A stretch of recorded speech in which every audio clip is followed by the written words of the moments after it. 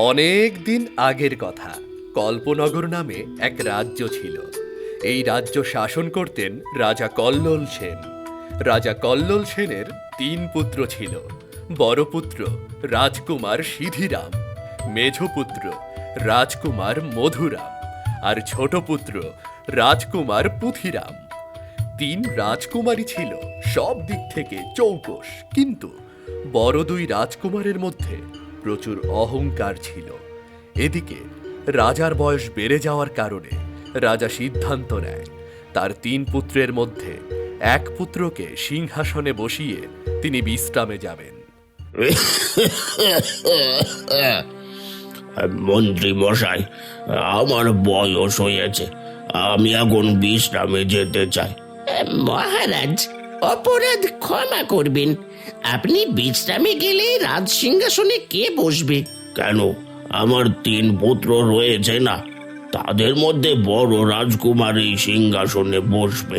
মহারাজ, আপনি সারা জীবন ন্যায়ের পথে থেকেছেন, সে অনুযায়ী সরাসরি বড় রাজকুমারকে সিংহাসনে বসানো কি ঠিক হবে? হ্যাঁ, তুমি ঠিক বলেছ মন্ত্রী। এই সিংহাসনের ওপর 3 রাজকুমারের সমান অধিকার রয়েছে, তাই ওদেরকেও সুযোগ দেওয়া উচিত। তুমি এক কাজ করো, 3 রাজকুমারের জ্ঞান আর কৌশল পরীক্ষার ব্যবস্থা করো। জ্ঞান আর কৌশল পরীক্ষায় যে সব থেকে বেশি দক্ষতা দেখাতে পারবে, আমি তার হাতেই রাজ্য তুলে দেব। যথাজ্ঞা মহারাজ। রাজার হুকুম অনুযায়ী প্রথমে 3 রাজকুমারের রাজনৈতিক জ্ঞানের পরীক্ষা নেওয়া হয়। পরীক্ষা শেষে ফলাফল রাজার হাতে হাতে এসে পৌঁছায়। শোনো আমার 3 প্রিয় পুত্র, এই সিংহাসন আমি তোমাদের মধ্যে যোগ্য ব্যক্তির হাতে তুলে দিতে চাই। তোমাদের প্রথম পরীক্ষার ফলাফল আমার হাতে। রাজনীতির পরীক্ষা তোমরা সবাই পূর্ণমান অর্জন করেছ, এবার তোমাদের যুদ্ধ কৌশল পরীক্ষা নেওয়া হবে। এই পরীক্ষায় যে উত্তীর্ণ হবে, আমি তার হাতেই আমার রাজ্য তুলে দেব। পিতাজি। রাজার আদেশ অনুযায়ী পরের দিন রাজমহলে রাজকুমারদের জন্য তীর প্রতিযোগিতার আয়োজন করা হয়। প্রথম তীর চালাবেন বড় রাজকুমার সিধিরাম।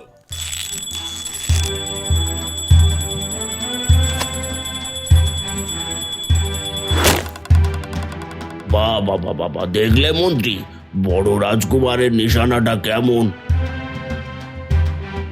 হ্যাঁ মহারাজ, দেখেছি। এবার বাকি 2 রাজকুমারের তীর চালানোরও তো দেখা দরকার।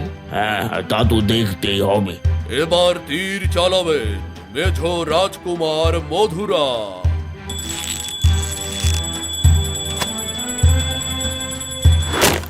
দেখেছেন মহারাজ, মেজ রাজকুমারও কিন্তু সঠিক জায়গায় নিশানা লাগিয়েছে। হ্যাঁ হ্যাঁ, লাগাবেই তো, আমার পুত্র বলে কথা। তা ছোট রাজকুমার কি পারবে? দেখতে থাকুন মহারাজ, আমাদের ছোট রাজকুমার ছোট হতে পারে, কিন্তু সে দক্ষতায় কারো থেকে পিছিয়ে নেই। বেশ, তাহলে এবার ছোট রাজকুমারকে তীর চালাতে বল। এবার তীর চালাবেন ছোট রাজকুমার পুথিরাম। দেখলেন তো মহারাজ, আমাদের ছোট রাজকুমারের নিশানাটা কেমন? মন্ত্রী, তাহলে এবার কি হবে? আমার 3 পুত্রই তো সব দিক থেকে সমান, তাহলে কি করে আমি রাজা চিহ্নিত করব? মহারাজ, আমার মনে হয় 3 রাজকুমারকে এমন কাজ দিতে হবে যে কাজ শুধু একজনই করতে পারবে। হ্যাঁ, তুমি ঠিক বলেছ মন্ত্রী। শোনো আমার 3 পুত্র, তোমরা জ্ঞান দক্ষতায় সবাই সবার সমান, তাই সাধারণ পরীক্ষায় আমি কাউকে নির্বাচন করতে পারবো না। এখন তোমাদের 3 জনকে একটা কঠিন কাজ করতে হবে। তোমরা চাইলে যে কেউ এই প্রতিযোগিতা থেকে অব্যাহতি নিতে পারো, কিন্তু তাকে রাজা হওয়ার স্বপ্ন ভুলে যেতে হবে। পিতাজি, আপনি যতই কঠিন শর্ত দিন না কেন, আমি কখনো পিছু হটবো না। পিতাজি, আমি জ্ঞানকে বুকে ধরেছি আর ভয়কে জয় করতে শিখেছি। ভয় আমাকে আমার লক্ষ্য থেকে 1 বিন্দুও সরাতে পারবে না। ছোট রাজকুমার, তুমি কি ভয় পেয়ে গেছো? তুমি কি নিজে থেকে আগামী প্রতিযোগিতায় দাঁড়াতে চাইছো না? পিতাজি, আমি কতটা জ্ঞানী, কতটা কৌশলী তা ইতিমধ্যে সবাই অবগত। তাই আমি মনে করি আপনি কখনো আপনার কোনো ছেলেকে কাপুরুষের মতো সরে যেতে দেখতে চাইবেন না। হ্যাঁ, বুঝতে পারছি, কিন্তু কাজটা অত সহজ না। এর জন্য তোমাদের অনেক বিপদের সম্মুখীন হতে হবে। আপনি শুধু বলুন পিতাজি, সে কাজ যতই কঠিন হোক না কেন আমি তা করে দেখাবো। শোনো তাহলে, তোমাদের ড্রাগন প্রাসাদ থেকে জাদুর মুকুট আনতে হবে। আর তোমাদের মধ্যে যে এই মুকুট এনে আমার হাতে দিতে পারবে, আমি তাকে এই রাজ্যের রাজা ঘোষণা করব। পিতাজি, আমি আজই ড্রাগন প্রাসাদের উদ্দেশ্যে রওনা হব। হ্যাঁ, আমিও রাজি সেখানকার উদ্দেশ্যে বেরিয়ে পড়তে চাই। আমি তো প্রস্তুত হয়েই আছি, তাহলে চলো সবাই।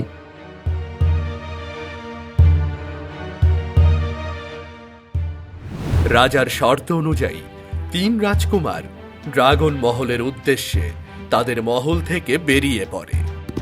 কিছু দূর যাওয়ার পথে বড় রাজকুমারের ঘোড়ার ধাক্কায় এক বৃদ্ধ মহিলা রাস্তার পাশে ছিটকে পড়ে।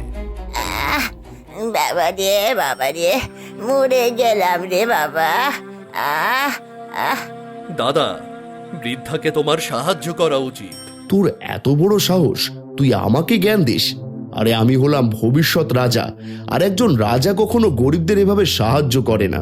হ্যাঁ, দাদা ঠিকই বলেছে, চলে আয়। আমরা যেখানে যাচ্ছি সেখানে দয়ার কোনো জায়গা নেই। না, আমি যাব না, তোমরা এগিয়ে যাও। আমি এনাকে সাহায্য না করে কোথাও যাব না। যাবি না? ঠিক আছে, আমরা চললাম। এই মেজো, চল।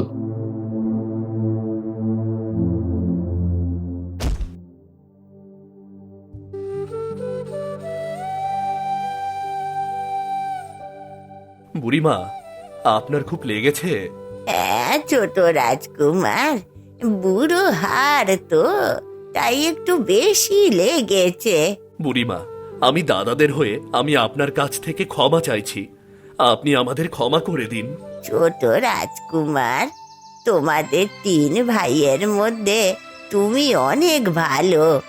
আমি চাই তুমি এই রাজ্যের রাজা হও, তাহলে এই রাজ্যে সাধারণ মানুষের মূল্য থাকবে।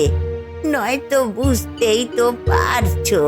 বুড়িমা, রাজা হওয়া তো এখন ভাগ্যের ব্যাপার। ড্রাগন প্রাসাদ থেকে ওই জাদুর মুকুট যে প্রথমে নিয়ে আসতে পারবে সেই তো রাজা হবে। তাছাড়া আমার দাদারা তো আমাকে রেখে অনেক পথে এগিয়ে গেছে। তুমি চিন্তা করো না, অহংকারীরা কখনো সফল হয় না। দাঁড়াও, আমি তোমাকে একটা জিনিস দিচ্ছি। এই নাও, এই বাঁশিটা তোমার সঙ্গে রাখো।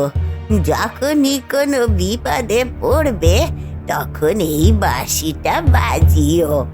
আপনাকে অনেক অনেক ধন্যবাদ। তাহলে এবার আমি চললাম। হ্যাঁ যাও, কিন্তু ভুলেও ওই পূর্ব দিকে যাবে না। ওই ড্রাগন প্রাসাদ কিন্তু দক্ষিণ দিকে। এই ড্রাগন প্রাসাদ যে দক্ষিণ দিকে, তা আপনি কি করে জানলেন? ভিক্ষে করে খাই বাবা, কত জায়গায় যেতে হয়। যাও, সোজা দক্ষিণ দিকে চলে যাও। তুমি ছাড়া ওখানে কেউ পৌঁছতে পারবে না। যাও। বুড়িকে সাহায্য করে ছোট রাজকুমার সোজা দক্ষিণ দিকে রওনা হয়। এদিকে 2 রাজকুমার সোজা পূর্ব দিকে যেতে থাকে। এক সময় যেতে যেতে ছোট রাজকুমার জঙ্গলের মধ্যে প্রবেশ করে, কিন্তু কিছুটা জঙ্গলের মধ্যে যেতেই হঠাৎ কারো কান্নার আওয়াজ ভেসে আসে।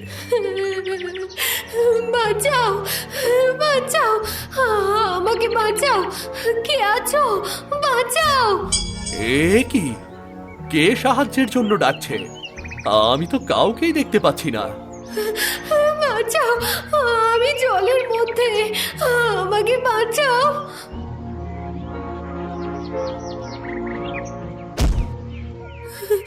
রাজকুমার, আমাকে বাঁচাও। এ কি? তুমি মাছ হয়ে কথা বলছো? হ্যাঁ, আমি সাধারণ মাছ নই, আমি মায়াবী জাদুকরি মাছ। এক জাদুকর আমাকে এখানে বন্দি করে রেখেছে। আমাকে বাঁচাও, নয়তো এই জাদুকর আমাকে মেরে ফেলবে। ঠিক আছে, আমি তোমাকে মুক্ত করছি।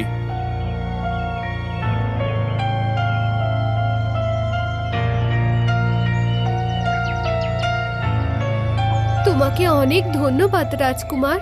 যদি কখনো জলের নিচে বিপদে পড়ো তাহলে আমাকে স্মরণ করো। আমি তোমাকে সাহায্য করতে চলে যাব। ঠিক আছে, প্রয়োজন পড়লে মনে করব। এবার তাহলে চললাম। হ্যাঁ, যাও।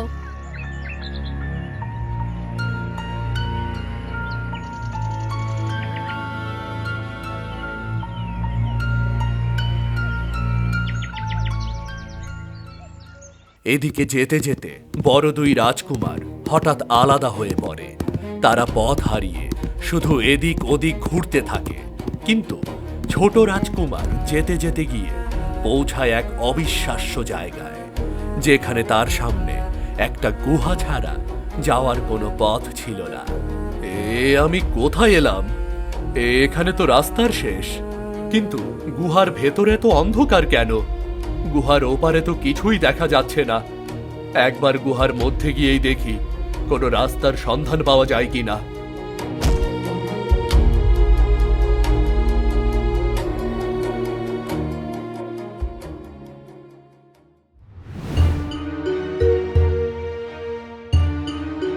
তোর এত বড় সাহস! হ্যাঁ, তুই আমার জগতে চলে এসেছিস। আসলে আমি পথ হারিয়ে এখানে চলে এসেছি। আমাকে ক্ষমা করো।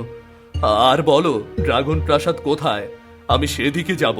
ড্রাগন প্রাসাদ? আরে এটাই তো সেই ড্রাগন রাজ্য। কিন্তু কিন্তু তুই এখানে কেন এসেছিস বল?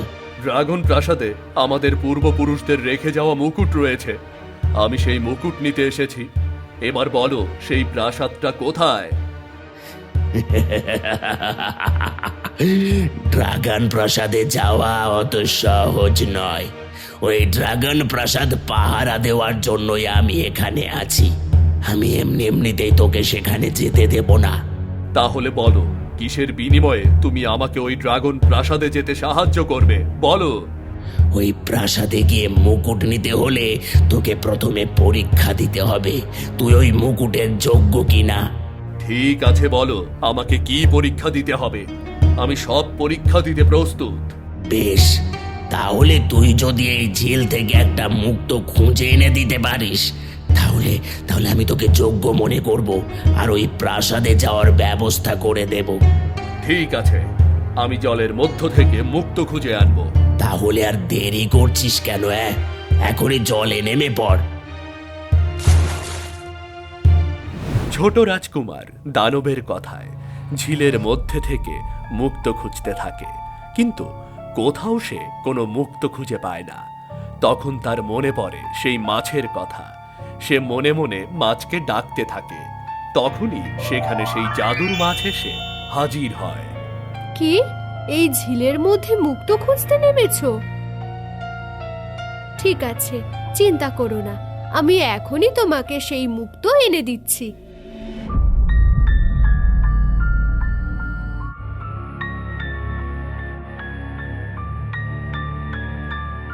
যাও, এবার মুক্ত নিয়ে চলে যাও।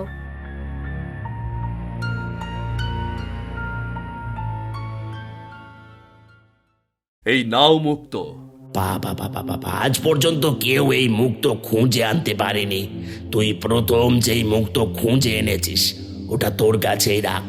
তাহলে বলো, ড্রাগন প্রাসাদ কোথায়? এত তাড়া কিসের? ওই ড্রাগন প্রাসাদে যাওয়ার দরজা এখানেই আছে, কিন্তু সেখানে গিয়ে তুই অত সহজে মুকুটের কাছে পৌঁছতে পারবি না। যত কঠিনই হোক না কেন, আমি ওই মুকুট উদ্ধার করে ছাড়বই ছাড়বো। আমাকে শুধু তুমি সেই দরজাটা দেখিয়ে দাও।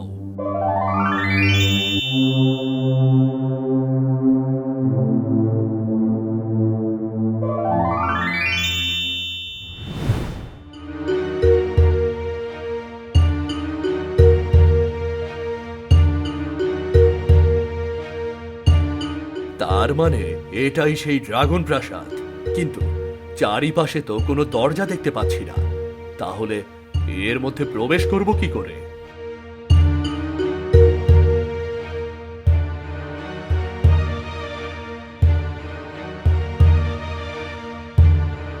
দেখি বুড়িবার দেয়া বাঁশিটার ভেতরে যেতে কোনো সাহায্য করে কিনা।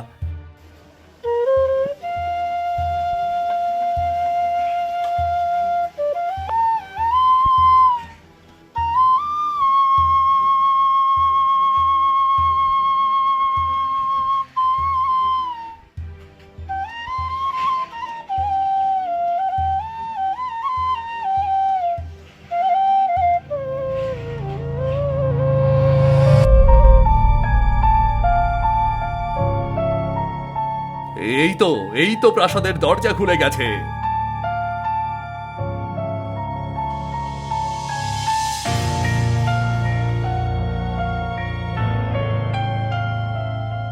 ওই তো আমাদের পূর্বপুরুষের রেখে যাওয়া মুকুট।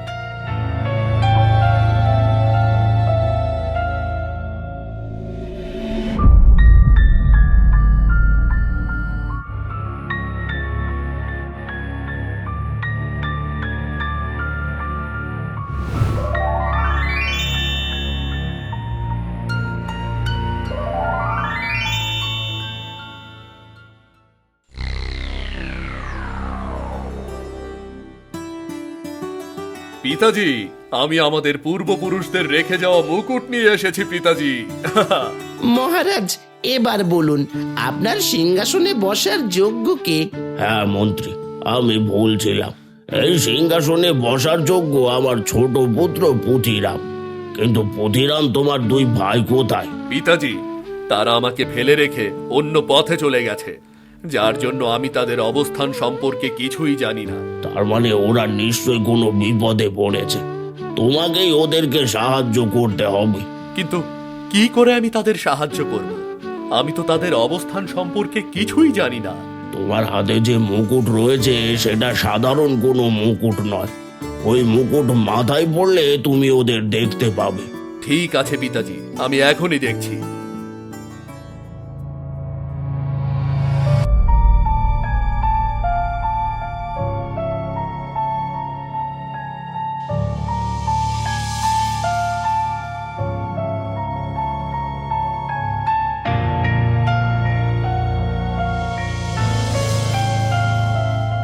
পিতাজি, বড় দাদা রাক্ষসপুরীতে আটকে আছে, আর মেঝো দাদা পরিরাজ্যে আটকে আছে। সর্বনাশ! তাহলে তুমি যাও, গিয়ে তোমার দুই ভাইকে মুক্ত করে আনো, কারণ তুমি পারবে তোমার দুই ভাইকে মুক্ত করতে। তাদেরকে মুক্ত করে আনলে আমি তোমাকে এই রাজ্যের রাজা ঘোষণা করব। হ্যাঁ পিতাজি, আমার দাদাদের বিপদে রেখে আমি এই সিংহাসনে বসতে পারবো না। আমি এখনই আমার দাদাদের উদ্ধার করতে বেরিয়ে পড়ব। এবার চললাম।